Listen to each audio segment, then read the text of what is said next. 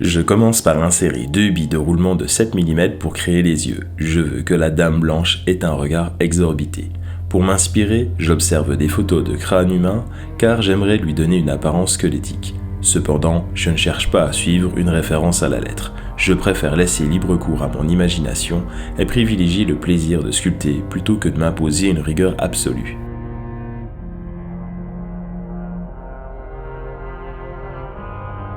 Je travaille maintenant son nez. Je décide de le rendre discret, avec seulement 2 petites narines à peine visibles, comme si elle avait été sculptée par le temps. La Dame Blanche est un personnage légendaire, et je veux qu'elle dégage une aura à la fois inquiétante et fascinante. Son apparence doit inspirer une légère angoisse, une présence spectrale qui semble flotter entre le monde des vivants et celui des esprits. Je prends le temps de réfléchir, car chaque coup d'outil modifie radicalement l'expression. Sur une sculpture aussi petite, la moindre pression peut transformer son apparence, alors je reste concentré sur chaque détail.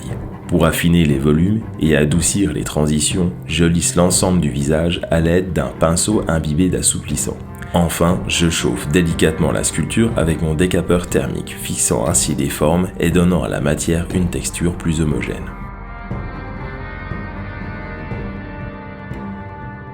J'opte finalement pour une bouche striée. Ce détail renforce son côté fantasmagorique et ajoute une dimension encore plus troublante à son apparence.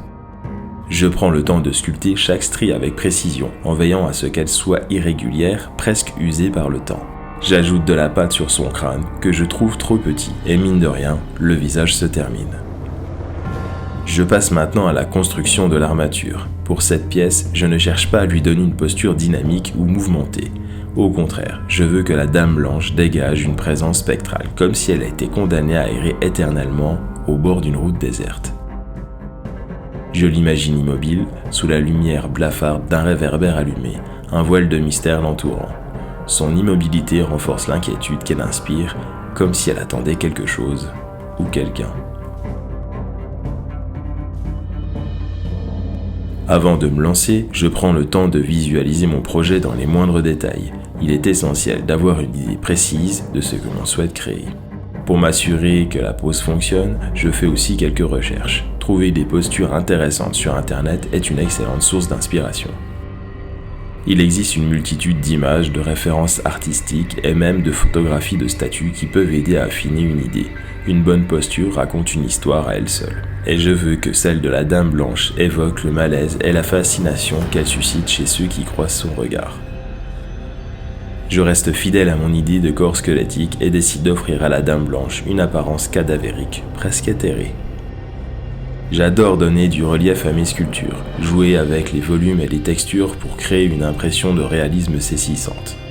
C'est pourquoi je travaille minutieusement chaque partie de son corps, en sculptant son buste osseux, ses bras effilés. Ses clavicules sont saillantes, sa cage thoracique légèrement apparente sous une peau fine et parcheminée, comme si elle était prisonnière de son propre corps en décomposition.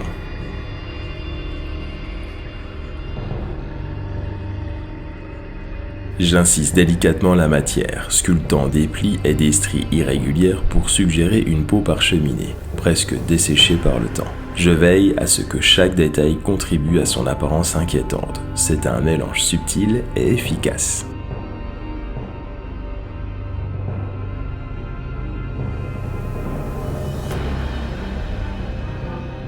Au départ, ses mains paraissent toutes petites, presque mignonnes, mais ne vous y trompez pas, car au final, elles sont loin d'être attirantes.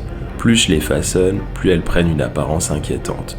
Doigts fins et osseux, légèrement recourbés, je prends le temps de leur donner une position que je trouve intrigante, une gestuelle qui raconte quelque chose sans en dire trop.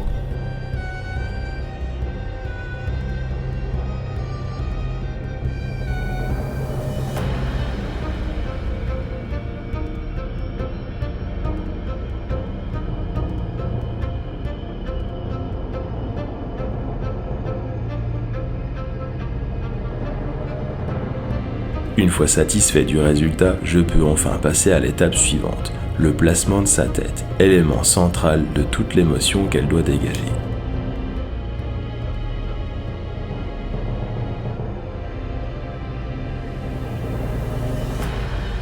Ici, j'utilise du papier d'aluminium pour donner du volume à ma sculpture et structurer la base de sa silhouette. Pour donner vie à cette robe spectrale, j'utilise une technique simple mais bien efficace. Je trempe un mouchoir classique dans de la colle blanche, ce qui le rend plus rigide et malléable. Ensuite, je l'applique soigneusement sur l'armature en aluminium, en veillant à recouvrir chaque zone. L'avant, l'arrière et les côtés, rien ne doit être laissé au hasard. Petit à petit, la robe prend forme, se figeant dans des plis naturels et irréguliers qui renforcent son aspect ancien et usé par le temps. Cette méthode me permet d'obtenir une texture unique, avec un effet de tissu figé dans un mouvement subtil, comme si la dame blanche venait tout juste de s'arrêter au bord de la route, immobile, mais avec sa robe qui part légèrement sur la droite. J'applique une peinture d'impression blanche sur la robe. Cette couche agit comme une base, donnant un aspect légèrement opaque qui accentue les plis et les détails du tissu. La couleur White Pearl donnera à la robe un effet lumineux, presque iridescent.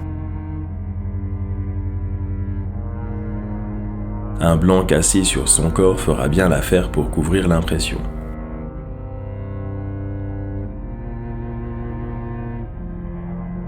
J'applique ensuite un soft tone que je dilue et je l'applique gracieusement partout sur son corps. Il lui manque encore ce petit quelque chose pour vraiment provoquer le grand frisson. Alors je décide de noircir entièrement ses yeux exorbités afin de les rendre encore plus saisissants et inquiétants.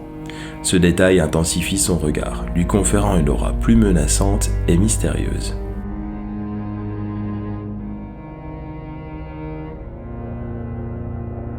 Je dilue soigneusement mon noir pour en faire un lavis, puis je l'applique sur sa bouche. Le résultat me plaît immédiatement. Le contraste est parfait et l'effet rendu est à la fois subtil et profond. Du coup, je décide de faire de même pour l'ensemble de son corps. La peinture pénètre chaque recoin de la sculpture, se glissant dans les détails les plus fins en accentuant les textures. Ce traitement donne à la dame blanche une dimension supplémentaire, avec une profondeur qui met en valeur l'aspect vieillissant et macabre que je cherchais à obtenir. C'est exactement ce que je voulais, une peinture qui s'intègre parfaitement et amplifie l'atmosphère inquiétante de la sculpture. J'applique de la colle sur son crâne. Avec un outil en silicone, je presse doucement pour fixer la base des cheveux. Note pour la prochaine fois, pensez à porter des gants. Mes doigts ont failli être envahis par la colle. Quant à la coupe de cheveux, elle est totalement improvisée. J'utilise des faux cheveux blancs, un choix qui correspond parfaitement à l'ambiance de ce projet, même si je suis un peu déçu par leur qualité. Ils ne sont pas parfaits, mais ils ont la couleur que je recherchais, et ça compense largement. Une goutte de résine UV dans les yeux de madame pour accentuer leur éclat et leur donner encore plus de réalisme. Ses grands yeux exorbités prennent vie avec un effet saisissant. Et voilà, c'est terminé pour la dame blanche. Je vous présente ici le socle. Est-ce qu'il vous plaît? Car ça tombe bien, une vidéo va arriver sur la chaîne où je détaille méticuleusement les moindres détails de sa création.